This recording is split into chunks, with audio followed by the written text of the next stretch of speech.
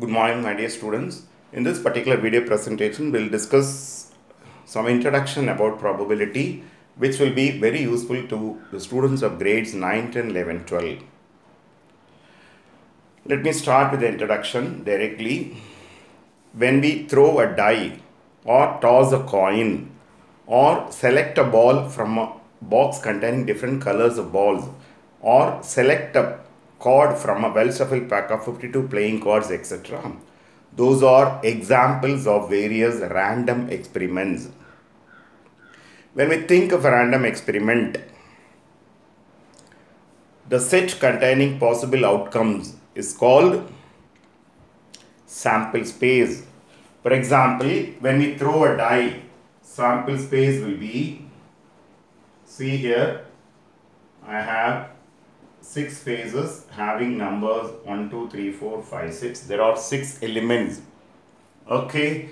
Then when we throw 2 coins, sample space there will be, both may be head, HT or THTT. These are the 4 elements. Both coins may have heads. First coin having head, second coin having tail. First coin having tail, second coin having tail head, and both the coins may be having tails. These are the various possibilities. And in any such problem, we think about the outcomes to be equally likely. Each has the same chance of, we have the same chance of getting any of the outcomes. That is the meaning of equally likely outcomes. Remember carefully. When we think about sample space, then we proceed with event. By an event, we mean the subset of any subset of the sample space is called an event. Okay, we can think about various subsets. If we take down and write very few elements, some elements of the given set S, it is called a subset. Therefore, any subset of the sample space in general is called an event. Then probability of any event is defined as, we call it as P of A.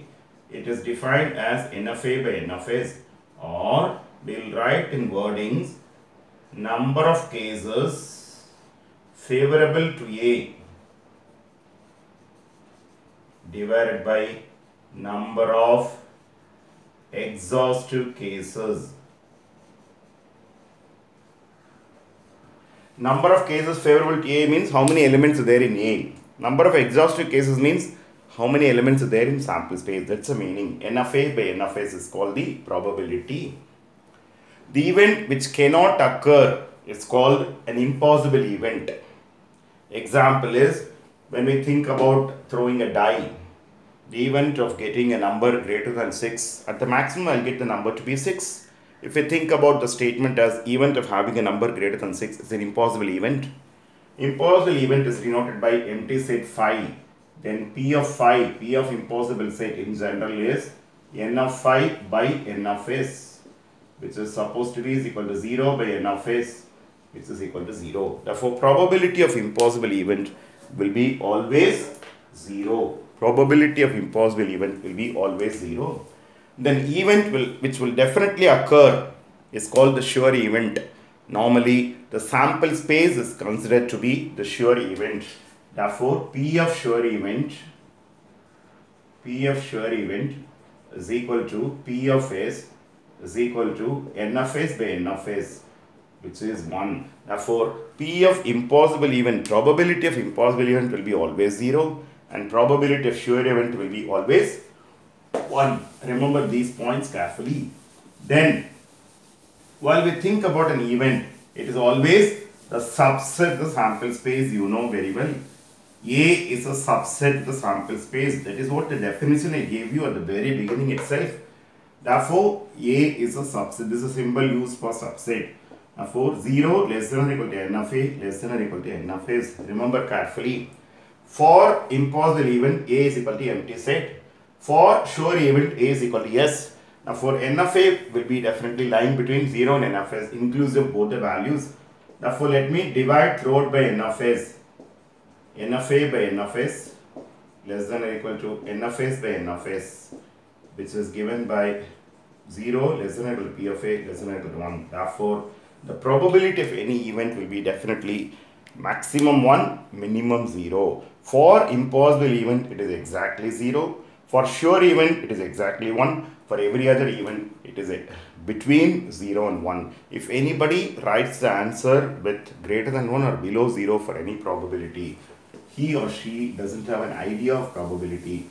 You should remember carefully. You should remember this point carefully. Okay.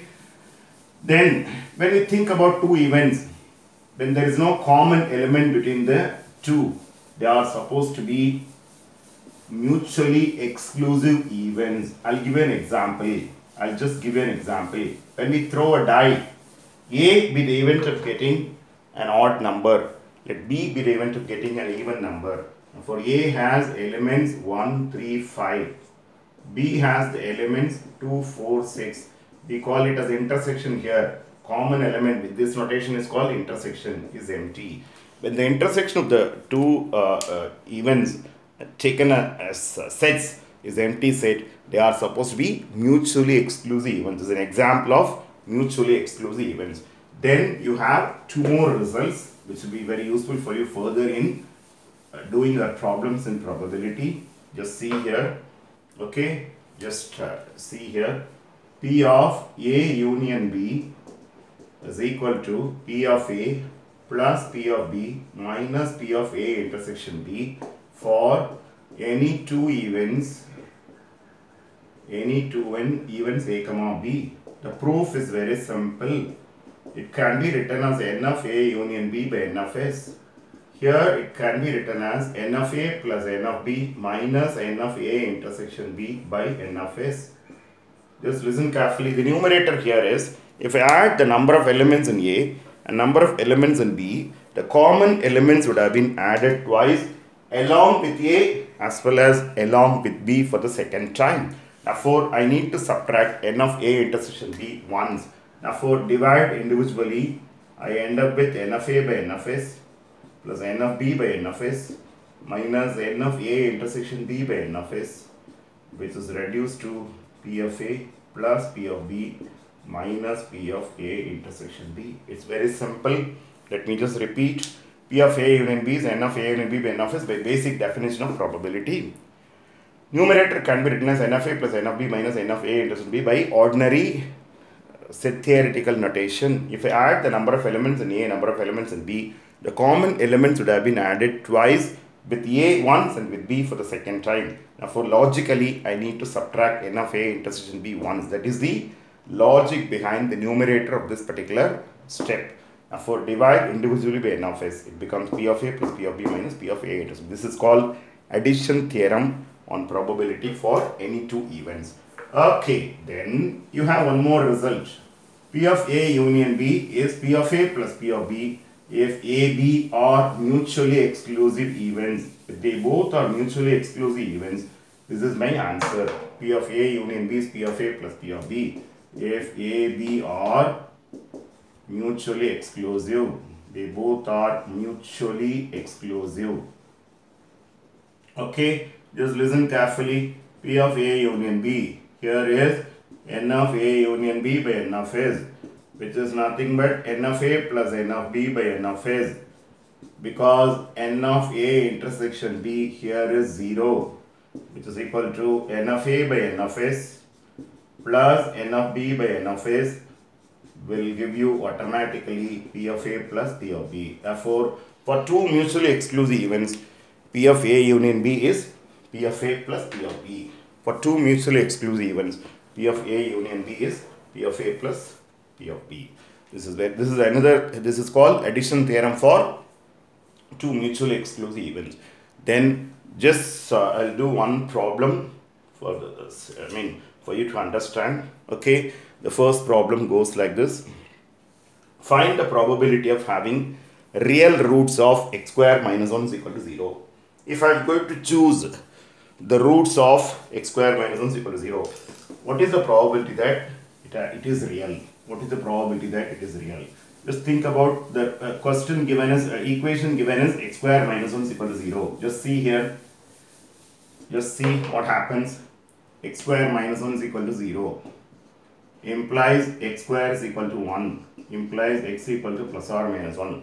Both the roots are real.